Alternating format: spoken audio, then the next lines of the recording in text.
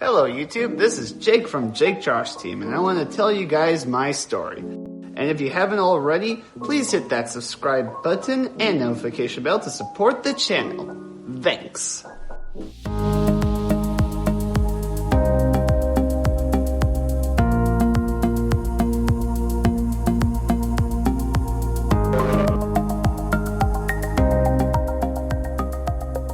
I was born in Long Beach, California, and lived in the Southern California area. When I turned 1, my family moved to Yorba Linda. There I met my friends and went to school. This is where you probably think I would say I had a normal childhood. You see, growing up I had a speech impediment. My tongue was too big for my mouth. It's still too big to this day. I even have asthma. Majority of the time people couldn't understand me. I would usually stutter or mumble, which made me feel like an outcast. Going to elementary school, I really didn't have that many friends. It didn't help either that I would always be pulled out of class to go to speech class and resource specialist program, or RSP. For those who don't know this program, it was to help students that were struggling in school. Although all the kids at my school thought it stood for really stupid people. Just saying, kids are mean. What I didn't realize at the time, this was hurting my education. Since I kept getting pulled out of class, I couldn't grasp what the teacher was teaching us. This was hurting my grades, but I didn't realize it until the 4th grade. You see, my school was giving me fake grades just so they could advertise that their school was a great place to allow students to get great grades. When my parents found out my school was giving me fake grades, they demanded to see my real grades. My real grades were not that good. They were D's and F's. Of course, I got in trouble with my parents, and they had me stay in my room and study. One day, my mom came in and saw me read my RSP book. She asked me to read to her, and she wasn't impressed. Not with my reading, but with the book. It wasn't even at a 4th grade level. The next day came and my mom demanded that they take me out of the RSP and my speech class just so I would stay in the class and understand what the teacher was teaching us. You see, my parents wanted to take me out of the RSP and the speech class just to see if my grades would improve. I was happy. I was finally out of both of these programs. By staying in the class for the entire day, I wasn't lost. I could keep up with what the teacher was teaching. However, I didn't realize that my teacher wanted to prove my parents wrong. My professor gave me extra homework. I think she wanted to tell my parents I thought it was too much work and give up.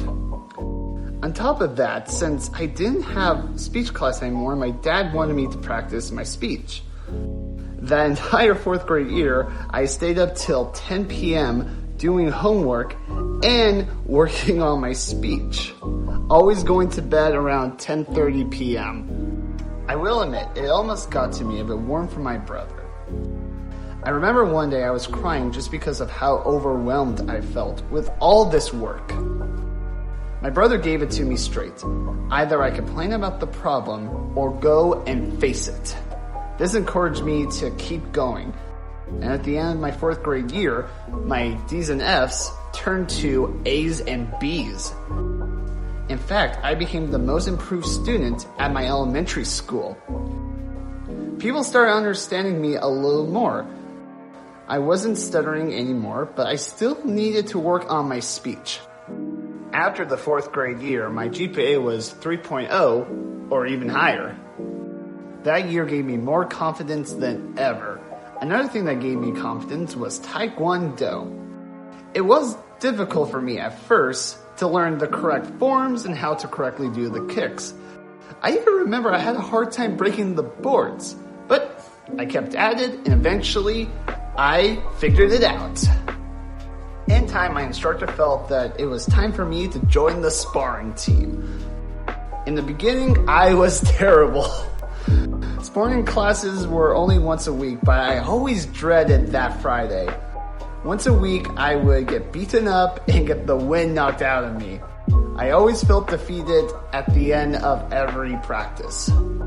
I remember the sparring was so hard that I wanted to quit, but my dad explained to me that I was good that Taekwondo was hard. If it was easy, then everyone would be doing it. He even informed me never to quit when something gets hard because you'll quit at everything. It's like my favorite boxer says, it ain't about how hard you hit, it's about how hard you can get hit and keep moving forward. I continued with Taekwondo and I was surprised. I was getting better, improving my forms and kicks. Plus, I was even winning a couple of my sparring matches. It was all because I kept at it. In fact, I got a 2nd degree black belt. With my confidence at an all-time high, I thought I was ready for middle school. To be fair, middle school wasn't too bad. I was starting making friends and I was finally doing great in school. However, some kids were making fun of how I talked. I was still stuttering and I was still mumbling. I told my parents my situation. My mom felt bad for me just like any other parents, but my dad asked what I was going to do about it. Surprisingly, I didn't know what to do, so I asked him. He told me to work on my speech. So every night when I finished my homework, I kept working on my speech. It took me about a year, but I finally stopped mumbling. My fellow classmates actually stopped making fun of the way I spoke. I remember I loved the fact I wasn't mumbling anymore. I was finally doing well on presentations and I wasn't afraid to go up to people and have conversations with them. Everything was going great. I had a great group of friends, I was speaking well, and my confidence was at an all-time high. Then came high school. After middle school, I felt it was time for another activity to my schedule. Deciding on what sport to do, I went with swimming, partially because one of my close friends convinced me to do it. I remember my freshman year was tough, partially because my body wasn't used to swimming or working out. However, I remember what my dad told me, and I kept with it. Each year, I was improving my swimming times.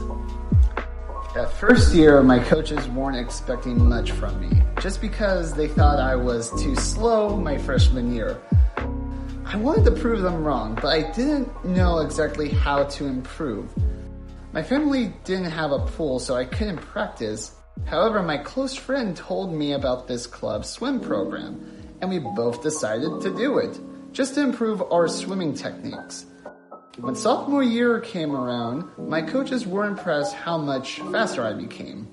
In fact, they were so impressed that they put me in more races than my freshman year.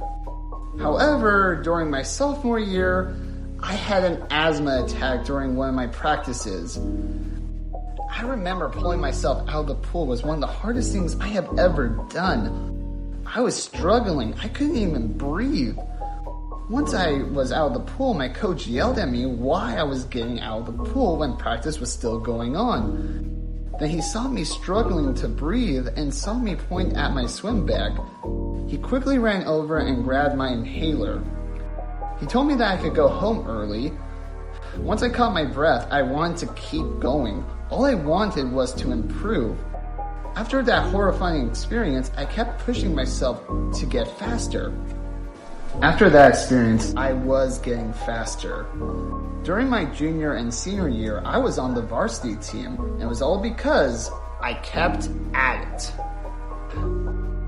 My final times for swim was 2 minutes and 7 seconds on the 200 freestyle, 5 minutes and 58 seconds on the 500 freestyle, and 57 seconds on my 100 butterfly.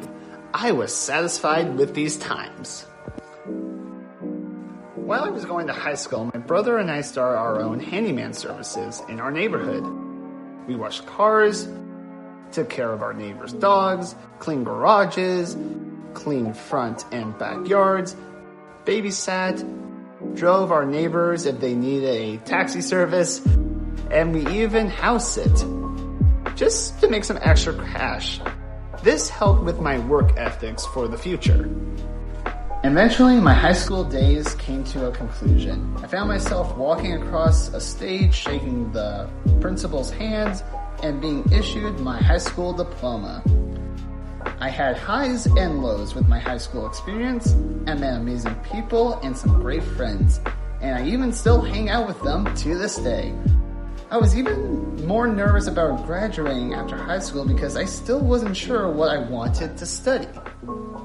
Thus, this began my college days. And I didn't know that my life was going to be even more dramatic as it continued.